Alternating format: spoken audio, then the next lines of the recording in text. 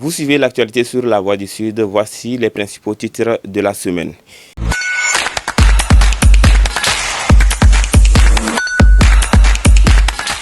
Santé oculaire réunie cette semaine à Ziguinchor, les acteurs de la santé veulent apporter une réponse adéquate aux problèmes oculaires face aux défis persistants. On aura le compte rendu de Lamine Touré.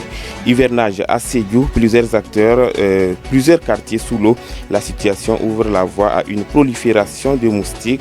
Les habitants de Santassou 1 appellent à une réaction immédiate. Vous aurez le reportage signé Alassane Diédiou. Elles nourrissent tout un village et gèrent la scolarité de leurs enfants. Les femmes de Bessir, village de la commune de Kartchak, se font des revenus grâce au maraîchage. Une équipe de la Voix du Sud les a rencontrés. Le compte rendu également à suivre. Le collectif L'heure est grave appelle à une intervention urgente face à l'état chaotique des routes dans le Fogny. Déclaration faite lors d'un point de presse. Les précisions dans un instant. Et puis comme tous les dimanches, vous suivrez les infos hors de chez nous et également l'actualité des sports.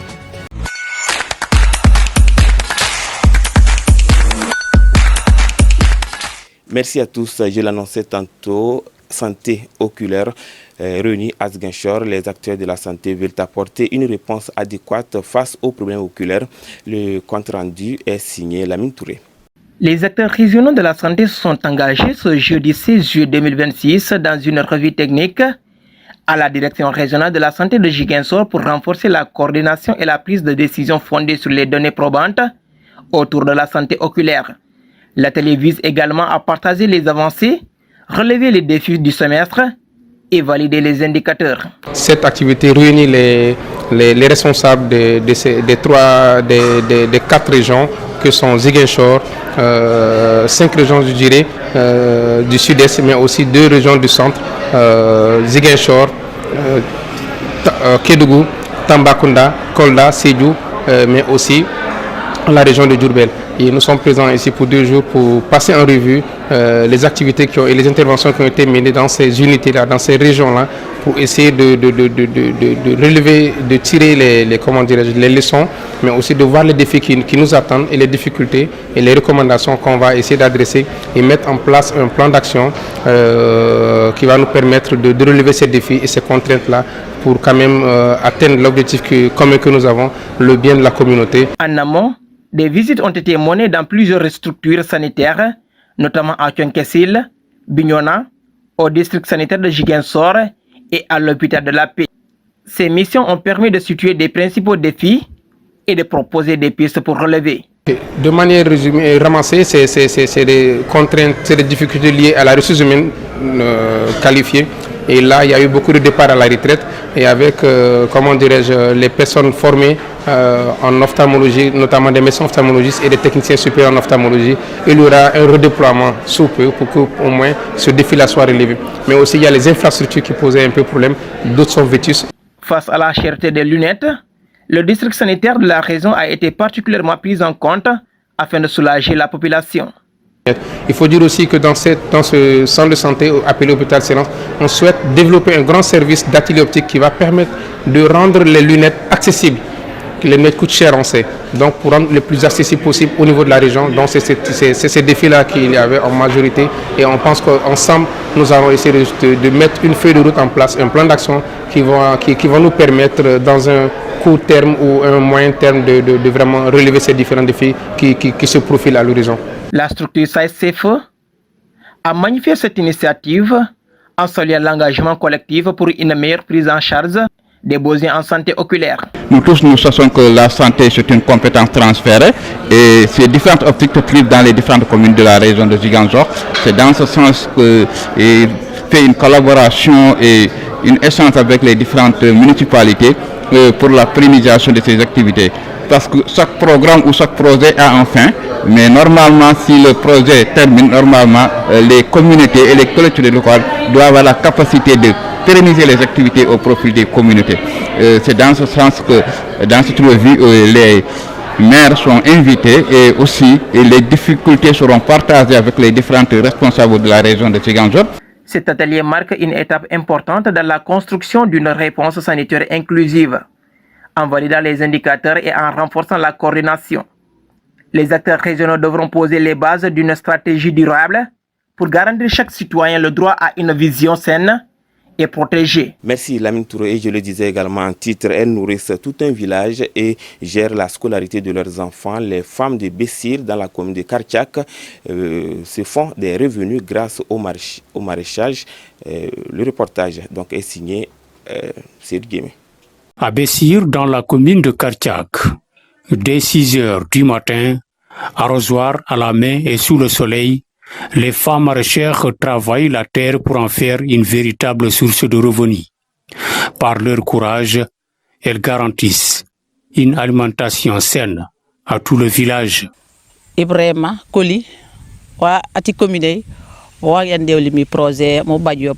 Ce jardin nous a été attribué par la mairie à travers notre chef de village, Ibrahima Koli. Nous sommes très contentes de l'avoir, mais pour aller plus loin, nous avons besoin de matériel qui nous permettent d'arroser plus facilement nos produits. En attendant, nous nous organisons pour chercher la fumure organique afin de faire pousser les légumes. Nous lançons donc un appel à l'aide pour mieux faire ce travail, car c'est grâce à ces revenus que nous arriverons à payer la scolarité de nos enfants.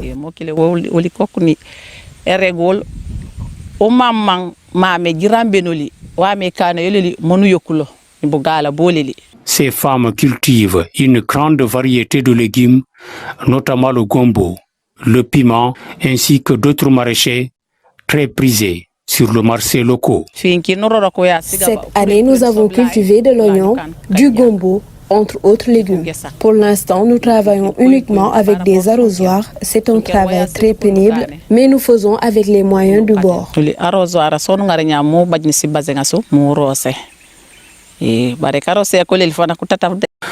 partage le même constat et lance un véritable plaidoyer pour une meilleure condition de travail et un accès facilité aux moyens de production. Ce dont nous avons besoin, ce sont des équipements qui nous facilitent la tâche. Si on pouvait nous doter de robinets et d'un système d'irrigation, cela nous aidera énormément. Nous aurions plus de temps à consacrer à d'autres activités.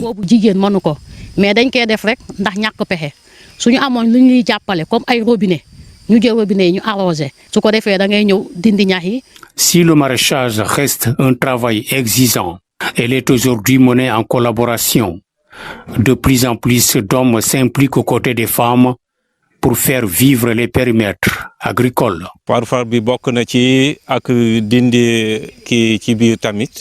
Le désherbage fait aussi partie des travaux que nous effectuons chaque année dans ce périmètre agricole. Aujourd'hui, pour accompagner ces femmes dans ce qu'elles font, il faut surtout de la formation. Si elles sont bien outillées et bien formées, leur travail sera beaucoup plus facile et plus rentable. Mais si nous avons une formation, nous savons que nous parce que dans cette localité, les femmes cultivent la terre et sèment l'avenir. Un avenir qui dépend aujourd'hui du soutien qu'on voudra bien leur apporter. Merci Sergué. Mais hivernage à Sédhiou, plusieurs quartiers sous l'eau par la situation ouvrent la voie à une prolifération des moustiques. Les risques sanitaires criés donc par les habitants de Santassou 1 qui interpellent les autorités municipales. C'est le reportage de Alassane Guédiou. À l'arrivée de l'hivernage, le décor des villes change, les eaux stagnantes se multiplient, favorisant la prolifération des moustiques et suscitant de vives inquiétudes chez les populations. C'est le cas à Sédhiou, où les habitants du quartier Santassou 1 se disent préoccupés par cette situation. Aujourd'hui, nous sommes là pour évoquer une situation très déplorable. Donc, depuis des années, nous vivons ces fléaux ici. Si vous voyez des caniveaux qu'on a fabriqués ici depuis 2014 jusqu'à nos jours, et ces caniveaux-là, c'est pas du bon du tout. Donc, les années passées, on a intervenu ici les autorités. Ils ont venu voir, jusqu'à présent, ils n'ont rien fait. Donc, nous insistons toujours sur ces problèmes, parce que ici il y a des familles qui vivent à côté, il y a des enfants, il y a des mamans, Et puis, des fois, l'État, il attend jusqu'à y ait des dégâts. Après, il vient ici pour intervenir, alors que c'est le médecin après la mort. Ils interpellent le maire afin qu'il se rende sur les lieux pour constater de visu l'état des caniveaux et prendre des mesures urgentes pour y remédier. On appelle M. le maire pour qu'il puisse régler ces situations-là. Depuis des moments, ils n'ont rien fait ici. S'il vient, il regarde, après il retourne dans leur préoccupation. Alors que les familles qui vivent à côté, toujours, ils ont des situations très délicates. Ici, on a des familles, on a des enfants qui vivent à côté, donc les autorités ne doivent pas attendre jusqu'à y ait des dégâts. Après, il vient ici pour faire après le médecin après la mort. Selon les riverains, cette situation menace de plus en plus leur bien-être et fait craindre à des risques sanitaires liés à la stagnation des eaux. Ce qu'on alerte, c'est des mauvaises odeurs. Parce que à cause des déchets, et quand l'eau passe, après l'eau qui reste, l'eau est stagnante, ça amène des mauvaises odeurs. Et c'est difficile d'habiter avec des mauvaises odeurs. Et les moustiques aussi.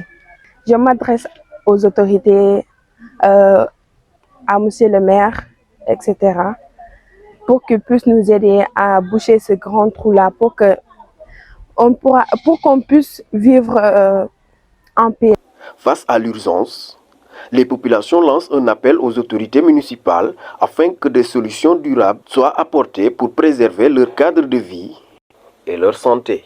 Merci Alassane Guédiou. Et également, c'est un des titres de cette édition. Le collectif L'heure est grave appelle à une intervention urgente face à l'état chaotique des voies dans le Fogny. Déclaration faite lors d'un point de presse. Suivez leur réaction. Si nous sommes devant vous aujourd'hui, c'est parce que la situation n'est plus tenable. L'heure est grave. Mais notre détermination demeure intacte. Vivre dans le Fogny aujourd'hui, c'est faire face quotidiennement au calvaire de l'isolement. Nos routes ne sont plus de simples voies de communication, elles sont devenues de véritables obstacles. C'est le calvaire de nos agriculteurs qui voient leur production pourrir sur place faute de pouvoir les acheminer vers les grands marchés. C'est le calvaire de nos malades et de nos femmes enceintes pour qui rejoindre un centre de santé relève d'un véritable parcours du combattant, parfois au péril de leur vie. C'est également l'économie de toute la Casamance et par extension de tout le Sénégal qui se trouve freinée par ce sénon manquant du développement. Si cette boucle était réalisée, elle rendrait le secteur viable, relancera les activités commerciales et facilitera les échanges. En raison de l'état de la route, la population peine aujourd'hui à écouler ses marchandises. Certains jeunes, faute d'alternatives économiques, se trouvent vers des activités illicites, notamment la culture du chanvre indien, conséquence directe de l'enclavement et de l'insécurité qu'il engendre. Ce n'est ni leur choix, ni leur volonté, mais une réalité imposée par les conditions de vie. Pourtant, la boucle du Fogny n'est pas un projet nouveau. Depuis les années 1960, nous entendons les mêmes discours à chaque séance, à chaque passage officiel. On nous présente des calendriers, des études techniques et des engagements formels. Tous les régimes et tous les présidents ont évoqué cette route avant d'arriver au pouvoir. Mais une fois aux responsabilités, la zone est souvent oubliée, alors même que ces populations se mobilisent massivement lors des campagnes électorales. L'actualité nationale à présent, c'est avec Aïcha Sall. Bonjour. Bonjour et bienvenue sur les actualités nationales de la semaine. D'abord, une affaire de fraude Au BFM, le 14 juillet 2026, alerté par le président du jury du centre de Sembambe 2, les policiers ont découvert que les candidats utilisaient des téléphones portables et WhatsApp pour tricher, disposant même des sujets avant les épreuves. Sur une liste de 18 suspects, 11 candidats âgés de 15 à 25 ans ont été interpellés et placés en garde à vue pour fraude et tricherie, tandis que les autres ont pris la fuite. Le parquet a été informé et l'enquête se poursuit pour retrouver les complices. Et puis, la brigade de recherche du commissariat central de Ziguinchor a arrêté 4 jeunes dans le quartier à Loire pour un présumé trafic de chanvre indien, saisissant 115 cornets du chanvre indien en vrac, des joints et du matériel. Un suspect a reconnu être propriétaire de la drogue, tandis que les autres ont admis en consommer mais nié le trafic. Les suspects ont été placés en garde à vue et l'enquête se poursuit avec le parquet informé. Enfin, le collectif des acteurs d'eau en sachet alerte sur la multiplication d'unités clandestines de production dans les régions de Saint-Louis, Matam et Louga. Bien que l'eau en sachet soit devenue un produit courant grâce à son faible coût et sa distribution facile, cette prolifération illégale soulève de graves inquiétudes sanitaires, environnementales et économiques. Malgré la loi du 8 janvier 2020 interdisant l'implantation de nouvelles usines, une grande partie des usines en activité ne possèdent aucune autorisation légale. Relevons l'ampleur du phénomène. C'est tout ce qu'on pourrait retenir de l'actualité nationale de la semaine. Merci Achissal pour le tour du pays. On reçoit Serge Guémé pour l'actualité internationale. Bienvenue dans la page internationale à Sao Tomé et Principe, archipel lusophone niché dans le golfe de Guinée. Près de 142 000 électeurs sont appelés aux urnes pour élire le prochain président entre 4 candidats. Le sortant Carlos Villanova brigue un second mandat, mais il a perdu le soutien d'une majorité de son parti suite à une rupture avec son ancien allié, le Premier ministre limogé en 2025.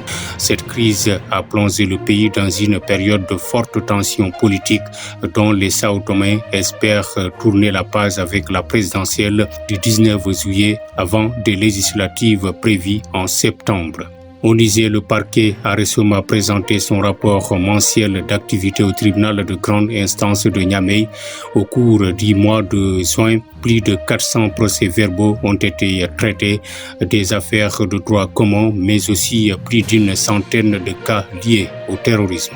En République démocratique du Congo, l'annonce a été faite vendredi 17 juillet 2026 à l'issue d'une rencontre avec le chef des confessions religieuses, une décision réclamée depuis plus d'un an par les églises, une partie de l'opposition et des organisations de la société civile, alors que le pays reste confronté à la guerre dans l'Est et à une profonde crise politique.